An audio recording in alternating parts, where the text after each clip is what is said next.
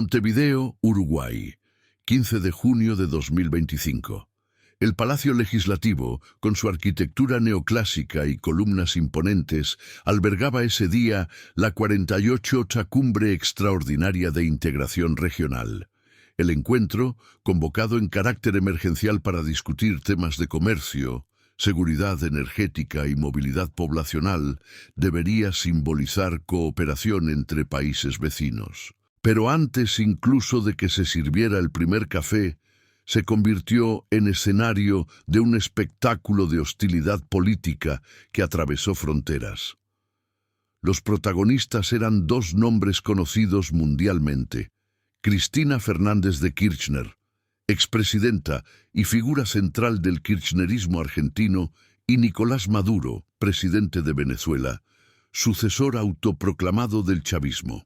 Ambos cargaban sobre los hombros no solo sus cargos y legados, sino también un pesado prontuario de acusaciones de corrupción, manipulación política y violaciones institucionales.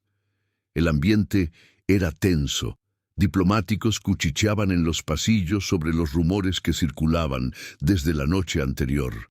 Cristina estaría dispuesta a usar el micrófono de la cumbre para exponer la hipocresía de Maduro. En respuesta, asesores venezolanos garantizaban que el presidente no se quedaría callado. La preparación del enfrentamiento. En la mañana del evento, los delegados fueron posicionados alrededor de una gran mesa en formato de herradura, flanqueada por banderas nacionales. Cristina, invitada como exjefa de Estado y representante honoraria del bloque parlamentario progresista, fue acomodada a pocos metros de Maduro. El protocolo uruguayo había insistido en colocarlos separados, pero por ironía o descuido terminaron lado a lado. Fue como poner pólvora cerca del fuego, comentó off the record un asesor del gobierno uruguayo a la prensa local. Maduro, de traje oscuro y corbata roja, llegó sonriente, saludando efusivamente a representantes de Bolivia y Cuba. Cristina, con blazer azul y gesto contenido, mantuvo distancia. Un apretón de manos frío, registrado por decenas de cámaras, anticipaba lo que vendría. El inicio de la sesión, el presidente uruguayo, Luis Lacalle Pou, abrió los trabajos hablando de integración solidaria. Intentaba, en tono optimista, reforzar que el objetivo era encontrar soluciones conjuntas para la crisis migratoria y la inestabilidad económica de la región. Pero la armonía duró poco. Al ser invitado para hablar, Nicolás Maduro tomó el púlpito con su tono característico, grave, pausado, teatral. Venezuela resiste. Resistimos al bloqueo, resistimos a las agresiones externas y resistimos también a los traidores internos. Somos ejemplo de dignidad frente al imperio que trata de todas las formas de destruir a nuestros pueblos. Algunos diplomáticos aplaudieron, otros permanecieron impasibles. Maduro parecía cada vez más cómodo, hasta que, inesperadamente, Cristina levantó la mano pidiendo la palabra. El choque público. Con el micrófono, Cristina disparó sin rodeos. «Presidente Maduro, nadie cuestiona el derecho de un pueblo a resistir, pero no confunda resistencia con destrucción. Su política económica, su autoritarismo y la corrupción instalada en Caracas condenaron a millones de venezolanos al hambre y al exilio. Eso no es resistencia, es abandono». El salón se sumergió en silencio. Lacalle Pou trató de intervenir, pero fue ignorado. Maduro alzó la voz. «Respete al pueblo venezolano. Respete la dignidad de un país que no se arrodilla. Ustedes en Argentina no son ejemplo de nada. ¿Cuántos de sus ministros fueron condenados por corrupción? ¿Cuántas fortunas fueron desviadas mientras usted gobernaba?» La frase resonó como una bofetada. Asesores argentinos abrieron los ojos como platos. El público se dividió entre shock y curiosidad. Era raro, casi inédito, que líderes latinoamericanos se atacaran con tanta franqueza delante de las cámaras. Cristina, sin embargo, no retrocedió. Prefiero enfrentar acusaciones judiciales que cargar en las espaldas el hambre y la desesperación de un país entero. Los números no mienten. 6 millones de venezolanos huyeron de la miseria bajo su gobierno. Murmullos se extendieron. Periodistas tecleaban frenéticamente en sus celulares, transmitiendo la escena en tiempo real a redacciones alrededor del mundo. Reacciones inmediatas. El presidente chileno, Gabriel Boric, susurró algo a sus asesores, evitando involucrarse. La delegación brasileña mantuvo silencio calculado. El único en pronunciarse fue el boliviano Luis Arce, que trató de calmar los ánimos. Compañeros, estamos aquí para construir, no para dividir. La región necesita unión. Pero las palabras ya no surtían efecto. La prensa internacional trataba el episodio como si fuera un juicio público. Titulares en Twitter anunciaban: Cristina acusa a Maduro de destruir Venezuela en pleno foro regional. En Caracas, la TV estatal transmitía el discurso de Maduro en vivo, pero cortó la transmisión en el momento en que Cristina lo confrontó. El Tribunal Invisible se forma en ese instante. La cumbre dejó de ser un espacio de diálogo y se transformó en un tribunal invisible. De un lado, Maduro tratando de sostener la narrativa de la resistencia antiimperialista. Del otro, Cristina reposicionándose como crítica de la corrupción y el autoritarismo, incluso mientras enfrenta decenas de procesos en la justicia argentina. Especialistas consultados inmediatamente después del episodio fueron unánimes en destacar que no se trataba de mera pelea. El enfrentamiento exponía algo mayor: la implosión de una parte de la izquierda latinoamericana, dividida entre quienes aún apoyan el chavismo y quienes buscan desvincularse de él para salvar su propia imagen. La repercusión en Buenos Aires y Caracas, en Argentina. Canales de televisión interrumpieron la programación para transmitir las declaraciones de Cristina. Militantes kirchneristas celebraron: ella dijo lo que nadie tenía valor de decir. Ya los opositores la acusaron de oportunismo, recordando que su propia gestión está bajo investigación. En Venezuela, Maduro apareció en cadena nacional pocas horas después, diciendo: no aceptaremos sermones de quien entregó su país al FMI.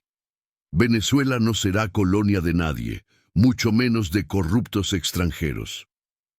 Un episodio que cambió el rumbo de la cumbre. La reunión, que debería durar 2 días, terminó vaciada.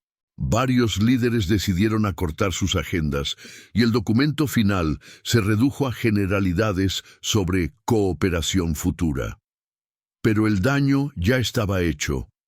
El encuentro en Montevideo entró a la historia no como un hito de integración, sino como el escenario de un duelo político que aún ecoaría en los meses siguientes. Como resumió el columnista uruguayo Esteban Rivas: lo que vimos no fue una cumbre regional, fue un juicio público, sin jueces ni veredicto, pero con la platea global acompañando cada palabra. Una noche de filtraciones. Mientras la escena de Montevideo aún repercutía en televisiones y redes sociales, una bomba política explotó simultáneamente en Buenos Aires y Caracas. A las 22:45, el diario argentino La Voz del Río de la Plata publicó en su versión digital un paquete de documentos filtrados que, según sus editores, exponían esquemas financieros secretos conectando aliados de Cristina Kirchner y Nicolás Maduro. El titular era directo y provocador: papeles secretos revelan red financiera entre Buenos Aires y Caracas. Dentro del material había copias de contratos, planillas de remesas internacionales e incluso memorandos internos de bancos regionales. Los documentos, aunque aún no verificados, traían timbres y firmas de empresas de fachada registradas en Panamá, Paraguay e incluso en Hong Kong. El contenido del dossier Según el reportaje inicial, el dossier mostraba que empresas vinculadas a exfuncionarios kirchneristas habrían movimentado más de 320 millones de dólares en operaciones trianguladas con fondos venezolanos entre 2014 y 2018. Los papeles describían transferencias sospechosas entre bancos argentinos y entidades controladas por PDVSA, Petróleos de Venezuela, la compra de propiedades en Punta del Este y Miami a nombre de testaferros, memorandos internos que citaban CFK y Nicolás en notas marginales como abreviaciones de supervisión, emails de ejecutivos regionales mencionando el acuerdo de cooperación estratégica. Uno de los fragmentos decía: el canal de Buenos Aires está activo. La remesa necesita pasar antes de la revisión de Caracas. El aval de N ya fue confirmado. Aunque no había comprobación directa de que N era Nicolás Maduro, la prensa no tuvo dudas en interpretar de esa forma. La reacción inmediata en Argentina. En el mismo instante en que La Voz publicó los archivos, la oposición argentina convocó una rueda de prensa. La diputada Mariana Cornejo, voz dura contra el kirchnerismo, declaró: lo que vimos hoy confirma lo que denunciamos hace años. Cristina Kirchner transformó el Estado argentino en una máquina de negocios personales, ahora vinculados a Maduro y su cleptocracia. El gobierno, por su parte, pidió cautela. El portavoz oficial dijo que no se debe dar credibilidad a documentos de origen dudoso sin pericia. Aún así, el daño ya estaba hecho. Los diarios del país amanecieron con portadas en letras garrafales, vinculando a Cristina directamente a un esquema transnacional. En Caracas, negación y contraataque. En Venezuela, el noticiario estatal ignoró el caso durante la madrugada, pero a las 9 de la mañana del día siguiente, Maduro entró en cadena nacional. Con mirada seria y dedo en alto disparó: son falsificaciones fabricadas por los laboratorios del imperio y por la derecha traidora de Argentina. Nada nos detendrá. Estas mentiras no pueden obscurecer la verdad de la revolución bolivariana. El tono, sin embargo, no fue suficiente para acallar la polémica. Portales independientes del país, como El Estímulo y Efecto Cocuyo, publicaron fragmentos de los documentos, destacando la parte que mencionaba remesas de petróleo intercambiadas por dólares en cajas negras fuera del sistema bancario oficial. El efecto dominó internacional. La repercusión fue inmediata en todo el continente. En Brasil, la prensa se dividió. Mientras diarios más críticos destacaban el esquema millonario entre kirchnerismo y chavismo, otros medios cercanos al gobierno pidieron reserva hasta la verificación oficial.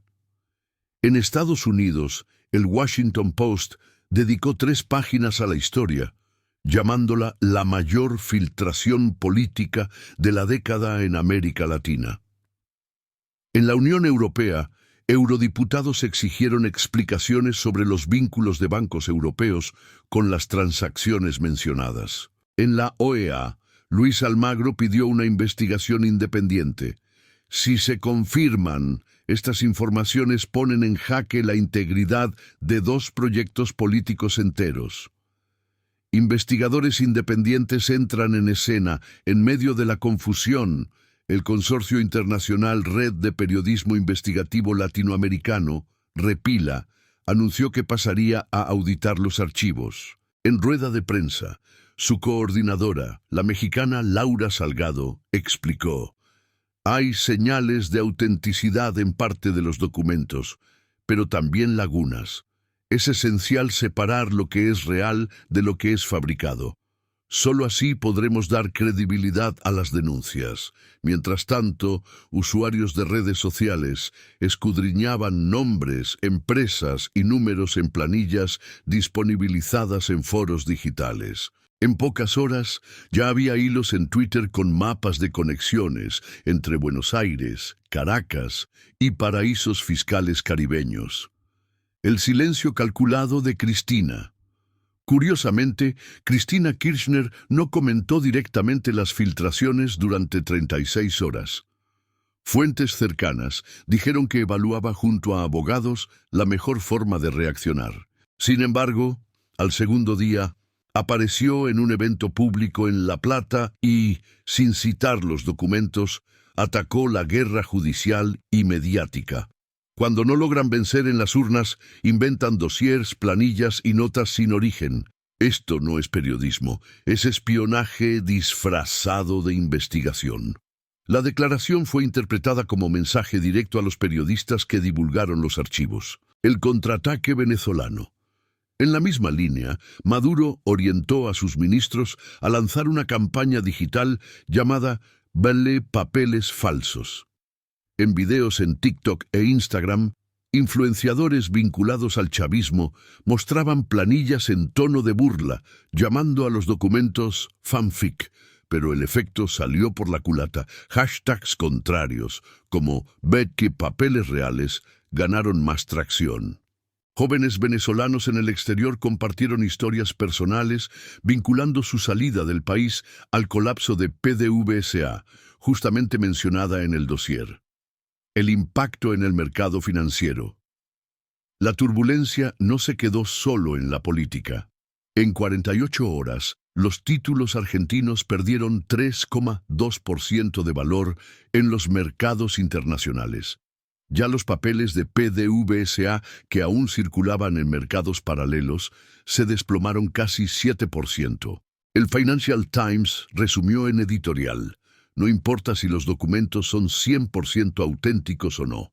El hecho de que sean verosímiles ya basta para erosionar la confianza en dos sistemas políticos debilitados. Voces de exaliados. Para complicar aún más la narrativa, surgieron declaraciones de figuras que habían trabajado de cerca con Cristina y Maduro. Un exministro argentino, bajo anonimato, dijo a periodistas: "No me sorprende. Las conexiones siempre existieron. Caracas enviaba petróleo barato y recibía favores financieros a cambio". Un exdirector de PDVSA, hoy exiliado en Madrid, fue más directo: "Las planillas no muestran todo. Había remesas en efectivo, llevadas en aviones. Si esto sale a la luz, el escándalo será mucho mayor". Conclusión del bloque 2. Si el enfrentamiento verbal en Montevideo había puesto a Cristina y Maduro frente a frente en un tribunal simbólico, la filtración del dossier transformó ese tribunal en algo casi tangible. Las acusaciones dejaron de ser apenas retóricas para apoyarse en papeles, firmas y planillas que, verdaderas o no, ya estaban juzgando a los dos líderes en el tribunal más implacable de todos: la opinión pública global. La cena de la discordia. Audios que resuenan más allá de las paredes. La noche en Montevideo no terminó en el plenario. Después del enfrentamiento en el auditorio principal del encuentro, las delegaciones de líderes latinoamericanos fueron conducidas a una cena de gala en una antigua casona en el barrio de Carrasco, a orillas del Río de la Plata. La mansión colonial, iluminada por candelabros y decorada con tapices históricos, debería simbolizar un momento de conciliación después de horas de discursos ásperos. Sin embargo, el clima era todo menos armonioso. Según relatos de funcionarios que sirvieron las mesas, Cristina Kirchner y Nicolás Maduro fueron posicionados en extremos opuestos del salón, decisión calculada por la organización para evitar nuevas provocaciones públicas. Pero, como descubriríamos más tarde, esta separación física no fue suficiente para impedir la escalada. Las primeras tensiones. A medida que los platos de entrada circulaban, una selección de frutos del mar locales, diplomáticos notaron miradas cruzadas entre Cristina y Maduro. Ella conversaba animadamente con representantes europeos, mientras él se refugiaba en diálogos con la delegación cubana. Un embajador uruguayo relató a El Observador: "Era como asistir a dos fuerzas magnéticas de polos opuestos. No necesitaban hablar, La hostilidad llenaba el aire. El brindis incómodo. El momento de mayor incomodidad vino cuando el anfitrión de la noche, el presidente uruguayo, propuso un brindis por la cooperación latinoamericana. Todos alzaron sus copas, pero las miradas captaron algo más allá del gesto protocolario. Cristina mantuvo la copa alzada fijamente, mirando en dirección de Maduro, quien respondió con una sonrisa contenida, casi desdeñosa. Fotógrafos oficiales registraron el instante, pero las imágenes fueron divulgadas solo al día siguiente, cuando se viralizaron en redes sociales con leyendas irónicas como brindando al odio, la filtración inesperada, audios clandestinos. En la madrugada siguiente a la cena, un sitio uruguayo de periodismo digital, La Pista, publicó lo que llamaba el registro secreto de la cena presidencial. Se trataba de fragmentos de audios grabados clandestinamente durante la recepción. No se sabe hasta hoy quién captó las conversaciones. Se especula desde un mesero con celular hasta servicios de inteligencia extranjeros infiltrados. El hecho es que los audios, a pesar de la calidad irregular, permitían oír claramente partes de diálogos comprometedores. Fragmento 1. La voz de Cristina. En uno de los audios, atribuidos a una conversación reservada de Cristina con un aliado chileno, la voz femenina decía: Maduro es un cadáver político, está sostenido apenas por militares y narcotraficantes, y aún así quiere posar de líder regional. La grabación ganó titulares instantáneos. Para la oposición argentina era la prueba de que Cristina, en privado, reconocía aquello que negaba en público: la ilegitimidad del régimen venezolano. Fragmento 2. La respuesta de Maduro. Otro archivo, registrado en medio de ruidos de cubiertos, traía la voz de Maduro dirigiéndose a un consejero cubano. Cristina es una traidora. Si no fuera por el petróleo de Venezuela, ella no habría sobrevivido políticamente en 2014. Ahora finge que no me conoce. La declaración, de tono más íntimo, exponía resentimientos antiguos y contradicciones en la relación entre los dos líderes. La reacción a las grabaciones. El impacto fue devastador. Diarios uruguayos y argentinos abrieron ediciones extraordinarias, transmitiendo los audios en loop en sus plataformas digitales. En Caracas, opositores proyectaron las declaraciones de Maduro en edificios, acompañadas de la frase «Hasta tú lo dices». Cristina, presionada, llamó a la filtración «armado burdo». En comunicado oficial, alegó que no se reconocía en las declaraciones editadas. Maduro, por su parte, dijo que los audios eran montajes digitales fabricados con inteligencia artificial. Pero especialistas en fonética, consultados por emisoras independientes, afirmaron que al menos 80% del contenido tenía alta probabilidad de autenticidad. El efecto diplomático. La cena, que debería servir de cortesía, se transformó en una pesadilla diplomática. Delegaciones extranjeras pasaron a desconfiar de que todas las conversaciones estaban siendo monitoreadas, lo que generó reclamaciones formales a la organización. El canciller uruguayo admitió, en rueda de prensa: «No sabemos el origen de la grabación. Estamos investigando, pero pedimos disculpas por la incomodidad». En los bastidores se hablaba de que servicios de inteligencia de al menos 3 países podrían estar involucrados en la filtración, interesados en desestabilizar tanto a Cristina como a Maduro. La prensa internacional reacciona. El New York Times describió el caso como un reality show político en tiempo real. El País, de España, editorializó: «La cena de Montevideo quedará registrada como el momento en que cayeron las máscaras y la retórica dio lugar a la sinceridad brutal». La Folha de São Paulo, de Brasil, destacó: «Ya no hay amigos posibles entre Cristina y Maduro, hay apenas sobrevivientes». Los bastidores revelados por fuentes.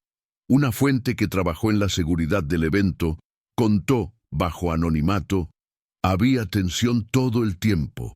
Asesores de Cristina pedían revisar las cámaras del salón, como si desconfiaran de espionaje. Del lado de Maduro, el pedido era que el vino fuera probado antes, por miedo a envenenamiento. Nunca vi algo igual. Este relato, publicado en La Nación, amplió la percepción de que la cena no era solo incómoda, sino también marcada por paranoia. Consecuencias políticas internas. En Argentina, los audios reforzaron el discurso de la oposición de que Cristina había abandonado la región y traicionado a antiguos aliados. En Venezuela, opositores usaron la declaración de Maduro para exponer su fragilidad emocional, pintándolo como líder resentido y aislado. Protestas simultáneas ocurrieron en Buenos Aires y Caracas, ambas convocadas por hashtags vinculados al episodio. En Buenos Aires, carteles decían «No en nuestro nombre». En Caracas se leía «Cristina lo sabe, Maduro lo admite». Una guerra de versiones, mientras periodistas y analistas diseccionaban cada segundo de las grabaciones. Cristina y Maduro reforzaron sus líneas de defensa. Ella, hablando de manipulación mediática. Él, acusando a la CIA y laboratorios digitales. Pero, en el fondo, la percepción general era de que, por primera vez, ambos se habían expuesto en su desnudez política. Las críticas que siempre negaron en público estaban registradas en audio, resonando sin filtros. Cierre del bloque 3. Si el enfrentamiento en el plenario había sido el detonante y los documentos el combustible, los audios de la cena representaron la explosión definitiva de la relación política entre Cristina Kirchner y Nicolás Maduro. Lo que debería ser un encuentro de formalidades terminó como uno de los mayores escándalos diplomáticos recientes de América Latina. Más que palabras dichas, fueron las palabras grabadas las que sellaron el divorcio político definitivo. Un tribunal invisible que esta vez no dejó espacio para desmentidos convincentes. La caída comienza en las calles. En la mañana siguiente a la divulgación de los audios, Buenos Aires amaneció con grafitis en muros de barrios centrales. Cristina traicionó. En Caracas, la misma escena. Manifestantes gritaban «Maduro vendido» delante de cámaras internacionales. Lo que parecía apenas otra pelea política, rápidamente se transformó en ondas simultáneas de indignación popular, alimentadas por las redes sociales, que difundían fragmentos editados del enfrentamiento en Montevideo. La reacción de los tribunales en Argentina. Fiscales federales solicitaron reapertura inmediata de procesos vinculados al caso Otesur.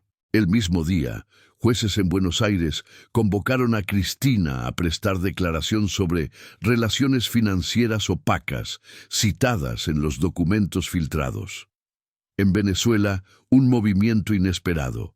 Sectores del propio chavismo, resentidos con los escándalos, pidieron investigaciones parlamentarias sobre PDVSA y contratos militares. Por primera vez en años, Maduro veía señales de fisura interna en el régimen. Presión internacional. Washington anunció nuevas sanciones económicas contra figuras del círculo cercano de ambos. Bruselas exigió cooperación judicial y, en un gesto simbólico, la ONU aprobó por unanimidad una resolución pidiendo investigaciones independientes sobre corrupción y violación de derechos humanos. La narrativa de persecución imperialista ya no convencía tanto. Los audios eran demasiado claros, los documentos demasiado contundentes. El encuentro final. 2 semanas después, Cristina y Maduro volvieron a verse, no en una cena, ni en una cumbre diplomática, sino en un escenario inesperado. Un tribunal internacional simbólico, organizado en Montevideo por ONGs, juristas y expresidentes latinoamericanos. Aunque no tenía carácter oficial, el evento reunió prensa mundial y ganó contornos históricos. En la práctica, se trataba de un juicio moral delante de las cámaras. Cristina entró altiva, pero abatida. Maduro llegó rodeado de guardaespaldas, sudando bajo los reflectores. Los organizadores leyeron fragmentos de los documentos y audios. A continuación, ofrecieron la palabra a los acusados. Cristina, en tono áspero, atacó. «Todo esto es un circo. Yo no he robado nada. Mi único crimen fue defender a los pobres de Argentina». Maduro retrucó. «Cristina fue siempre una hipócrita. Habla de justicia social, pero llenó los bolsillos de su familia. Yo sí defiendo la revolución». El choque entre ambos, transmitido en vivo, generó un silencio pesado. Por primera vez, los dos no se enfrentaban en bastidores o pasillos diplomáticos, sino delante de un público global. El veredicto invisible. Al final, no hubo sentencia formal, pero el veredicto invisible quedó evidente. Aplausos y abucheos se mezclaron, pero la credibilidad de ambos salía destrozada. Analistas internacionales fueron unánimes.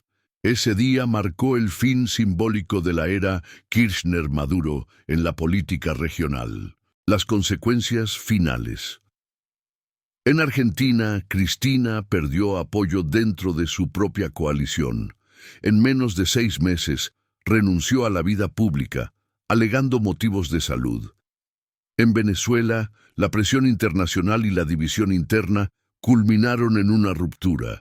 Generales anunciaron la creación de un consejo de transición, empujando a Maduro al exilio en La Habana. Epílogo. El diario uruguayo. La República resumió en su titular histórico: de aliados a acusados, Cristina y Maduro, derrotados por el Tribunal de la Historia. Y así, de forma dramática y definitiva, 2 de los nombres más poderosos de la política latinoamericana fueron reducidos a símbolos de un tiempo que llegó a su fin.